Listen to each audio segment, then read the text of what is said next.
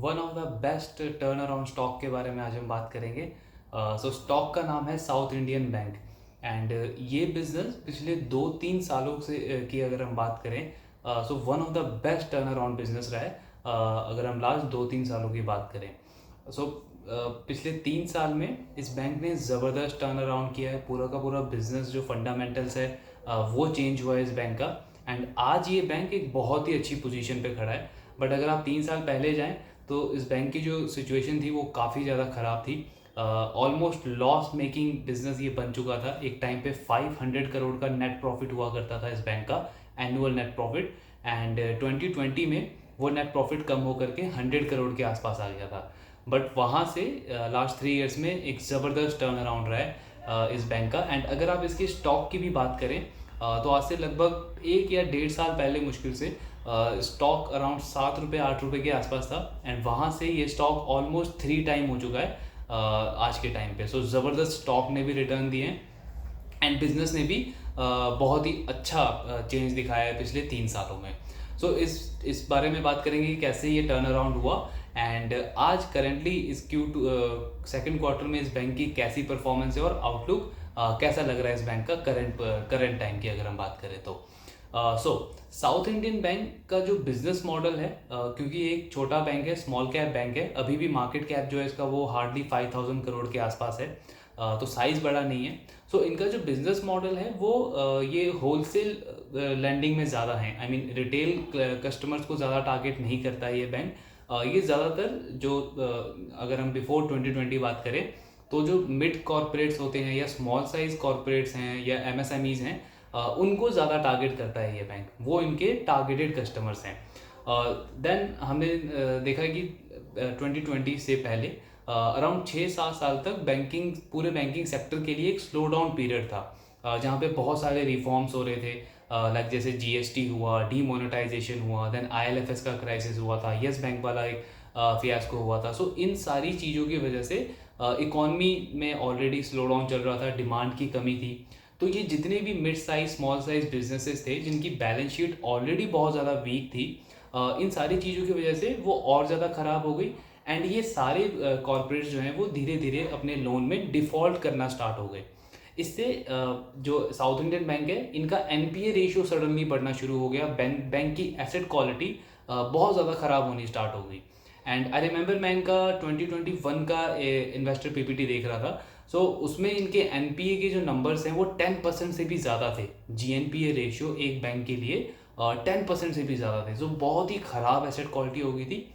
And यही reason था कि बैंक को इतनी ज़्यादा प्रोविजनिंग करनी पड़ी कि उनका जो प्रॉफिट 500 करोड़ का था एक टाइम पे, वो धीरे धीरे कम होकर के 100 करोड़ के आसपास रह गया था। एंड ऑलमोस्ट 1-2 क्वार्टर में बैंक को लॉस भी रिपोर्ट करना पड़ा था उस टाइम पे। सो अक्टूबर 2020 में बैंक ने काफ़ी सारे चेंजेस किए, मैनेजमेंट पूरी चेंज हुई। नए सीईओ को अपॉइंट किया, mister Murali Ramakrishnan as a नए सीईओ बैंक के अपॉइंट हुए। सो वहाँ से इनके लिए चीज़ें चेंज होनी स्टार्ट हुई। बैंक ने स्ट्रैटेजी अपनी चेंज की पूरी। एंड इन्होंने 2 काम किए। पहला तो बैंक की जो लोन बुक है उसको 2 पार्ट्स में इन्होंने डिवाइड किया। सो एक तो बुक वो थी जो अक्टूबर 2020 तक की थी, जिसमें मेजरली इनका एनपीए का जो इशू था, एसेट क्वालिटी का जो इशू था, वो उसी वाले बुक में था। Then from October 2020 onwards bank ने स्ट्रेटेजिकली अपनी लैंडिंग तो होलसेल में ही रखी, मतलब कॉर्पोरेट कस्टमर्स को ही ज़्यादा टारगेट किया। बट वहाँ पे कस्टमर सेगमेंट चेंज कर दिया। लाइक अर्लियर ये मिड साइज और स्मॉल साइज कॉर्पोरेट्स को ज़्यादा टारगेट कर रहे थे। अक्टूबर 2020 के बाद इन्होंने जो बड़े कॉर्पोरेट्स हैं, लार्ज कॉर्पोरेट्स हैं, उनके साथ काम करना प्रेफर किया। अपनी जो लैंडिंग जो प्रोफाइल है वो चेंज कर दी इन्होंने। सो लार्ज कॉर्पोरेट में एडवांटेज क्या था कि कल को चल के अगर इकॉनमी में कुछ मेजर चैलेंज आता भी है तो इनकी बैलेंस शीट पे उतना ज़्यादा इफेक्ट नहीं पड़ेगा। एंड इनका डिफ़ॉल्ट करने का जो रेशियो है, जो चांसेस हैं, वो बहुत ज़्यादा कम रहेंगे कंपेयर टू मिड साइज या स्मॉल साइज कॉर्पोरेट्स। इससे एडवांटेज क्या हुआ, वो जो नई बुक इन्होंने अक्टूबर 2020 में स्टार्ट की थी, आज अराउंड 3 साल से भी ज़्यादा हो गया उसको। सो उसका अगर आप एनपीए नंबर देखोगे तो वो बहुत ही ज़्यादा अच्छे नंबर से एनपीए रेशियो उस बुक के। आज भी उस बुक का एनपीए रेशियो जो है वो 0.3% से भी नीचे है। यानी कि पूरी की पूरी बुक 3 साल पुरानी है ऑलमोस्ट, बट उसका एनपीए नंबर 0.30% से भी नीचे है। सो ये बहुत ही वेल मेंटेन्ड एसेट क्वालिटी रही है बैंक की, जो उन्होंने नया लोन देना स्टार्ट किया अक्टूबर 2020 से। इनफैक्ट अगर आप ओवरऑल एसेट क्वालिटी भी देखते हो साउथ इंडियन बैंक की, तो जो उस टाइम पे 10% से भी ज़्यादा का एनपीए नंबर था, आज वो नंबर 5% से भी कम हो गया, यानी कि 100% से भी ज़्यादा इंप्रूवमेंट आई है इनकी एसेट क्वालिटी में। एक एडवांटेज हम कह सकते हैं कि जो पूरा का पूरा सेक्टर का जो एक अप ट्रेंड आया था कोविड के बाद, उसका भी इनको एक बहुत बड़ा एडवांटेज मिला, बिकॉज पूरा बैंकिंग सेक्टर अगर हम देखें तो एक टाइम पे जहाँ अराउंड 5-6% की क्रेडिट ग्रोथ थी कोविड के टाइम, बट कोविड के बाद जैसे इकॉनमी हमारी रिकवर हुई, रूरल इकॉनमी हमारी अच्छी करनी स्टार्ट हुई, सो क्रेडिट ग्रोथ हमारी 18%, आज 15-16% के आसपास की हमारी लोन ग्रोथ है। एंड क्योंकि इकॉनमी अच्छी हुई तो जो इनके पुराने लोन जो एनपीए हो गए थे, ख़राब एसेट क्वालिटी हो गए थे, डिफ़ॉल्ट हो रहे थे, उनकी रिकवरी भी होनी स्टार्ट हो गई। सो इन चीज़ों से डबल इम्पैक्ट पड़ा इस बैंक को। एक तो जो इंक्रीमेंटल एसेट्स हैं बैंक के वो अच्छे हैं, उनसे रिटर्न आ रहा है, उनसे मार्जिन अच्छे हैं, 3.5% के आसपास का मार्जिन है इनका। दूसरा, जो पुराने लोन इनके ख़राब हो गए थे वहाँ से रिकवरी होनी स्टार्ट हो गई। सो इससे लास्ट ईयर ये बैंक जो है इनकी नेट प्रॉफिट में बहुत बड़ा बूस्ट आना स्टार्ट हुआ। अराउंड हर क्वार्टर में ये बैंक जो है 400%, 500%, 700% का नेट प्रॉफिट जो है वो नंबर रिपोर्ट कर रहा था। ऑब्वियसली उससे पीछे का बेस इफेक्ट बहुत छोटा था, बट अगेन अगर आप वैल्यूएशन वाइज देखें तो आपको एक ऐसा बैंक मिल रहा था जिसकी एसेट क्वालिटी लगातार इंप्रूव हो रही है, नेट प्रॉफिट नंबर लगातार ज़बरदस्त आ रहे हैं कंपेयर टू पीयर्स, और जो स्टॉक है वो उस टाइम पे बुक वैल्यू से भी नीचे ट्रेड कर रहा था। अराउंड 0.4 0.5 के आसपास की प्राइस टू बुक रेशियो थी साउथ इंडियन बैंक की, आज से 1-1.5 साल पहले। सो एक बहुत अच्छी डील थी। एंड इन जनवरी फरवरी में मैंने पर्सनली इस बैंक में इन्वेस्ट भी किया था, बिकॉज उस टाइम पे भी बैंक के नंबर्स लगातार इंप्रूव हो रहे थे, एसेट क्वालिटी अच्छी थी, मैनेजमेंट का आउटलुक काफ़ी ज़्यादा अच्छा था आने वाले क्वार्टर्स के लिए। But suddenly I think February and या मार्च स्टार्टिंग में बैंक के जो सीईओ थे मिस्टर मुरली रामाकृष्णन, जिन्होंने एक बहुत ही इंपॉर्टेंट रोल प्ले किया था इस पूरे के पूरे टर्न अराउंड में, उन्होंने सडनली रिज़ाइन अनाउंस कर दिया अपना।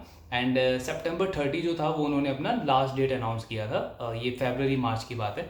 सो वो एक बहुत ही बड़ा सेटबैक था, ऑब्वियसली एक बहुत बड़ा नेगेटिव पॉइंट भी था, बिकॉज आप ये समझिए कि हम HDFC बैंक या ICICI बैंक या कोटक बैंक की बात नहीं कर रहे हैं, जो एक बहुत वेल रेपुटेटेड इंस्टीट्यूशन है, जहाँ पे अगर कोई सीनियर मैनेजमेंट सडनली रिज़ाइन देता भी है तो हम पेशेंस थोड़ा रख सकते हैं, देख सकते हैं चीज़ें आगे कैसे प्ले आउट होती है। सो इस तरीके का ये बैंक नहीं है, ये एक ऐसा बैंक है जिसका पुराना ट्रैक रिकॉर्ड बहुत ही ख़राब रहा है। कुछ 2-3 सालों में इस बैंक ने इम्प्रूवमेंट दिखाया है, एंड वो इम्प्रूवमेंट जिस लीडर के अंडर इस बैंक ने दिखाया, वो लीडर ही सडनली रिज़ाइन कर रहा है। सो एक बहुत ही बड़ा नेगेटिव साइन है। वहाँ पे पहला सिग्नल ये जाता है कि आप अपने कैपिटल को प्रोटेक्ट करें। हो सकता है उसके बाद भी चीज़ें ठीक रहें बैंक में, बैंक अच्छा ही परफॉर्म करे, बट उस टाइम पे आप ये अज्यूम नहीं कर सकते, बिकॉज इंटरनली क्या चल रहा है एज ए इन्वेस्टर हमें ये नहीं पता है। सो वहाँ पे नंबर 1 रूल है कि आप अपने कैपिटल को प्रोटेक्ट करें। सो वही मैंने किया, एंड मार्च में जैसे ही ये अनाउंसमेंट आया, सो मैंने इस स्टॉक से एग्जिट कर लिया। देन उसके बाद के 2 क्वार्टर्स के रिजल्ट भी आ चुके हैं।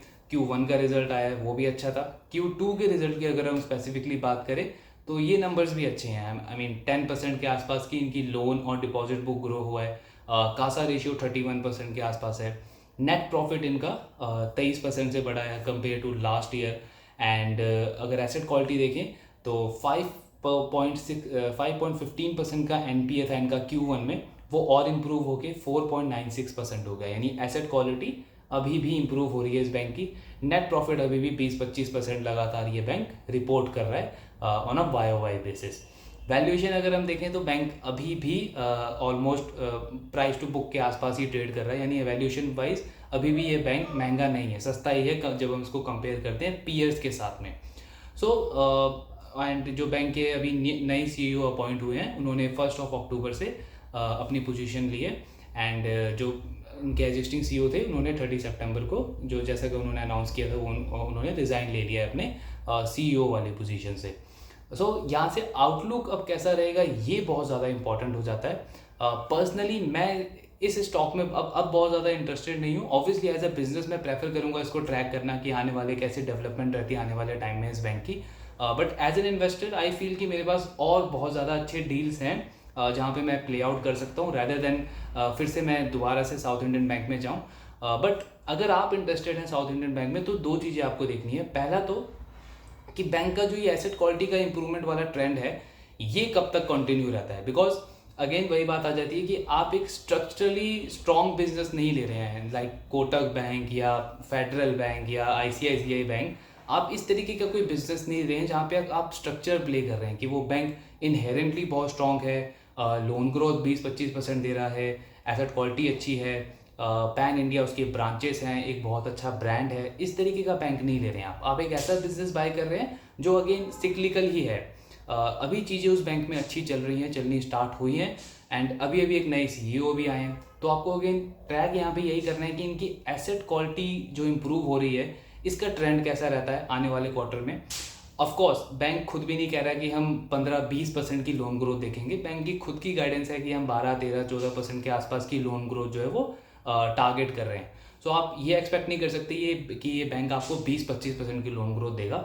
आप जो यहाँ पे प्ले कर रहे हैं वो वैल्यू प्ले कर रहे हैं कि बैंक की जो वैल्यूएशन है वो अभी भी बहुत सस्ती है कंपेयर टू इट्स परफॉर्मेंस, क्योंकि परफॉर्मेंस अभी भी बैंक की बहुत अच्छी है। 20-25% की ये नेट प्रॉफिट ग्रोथ डिलीवर कर रहा है with continuous improvement in asset quality.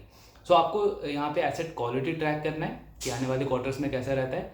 दूसरी चीज़ मैनेजमेंट का आउटलुक कैसा रहता है। बिकॉज कल को चल के अगर मैनेजमेंट कभी भी कहता है कि अब हमें ऐसा लग रहा है कि हमारे जो एनपीए हैं वो दोबारा से बढ़ सकते हैं या एसेट क्वालिटी हमारी और ज़्यादा इंप्रूवमेंट हम एक्सपेक्ट नहीं कर रहे हैं, सो वो टाइम होगा कि स्टॉक वहाँ पे या तो चलना बंद कर देगा या गिरना स्टार्ट हो जाएगा।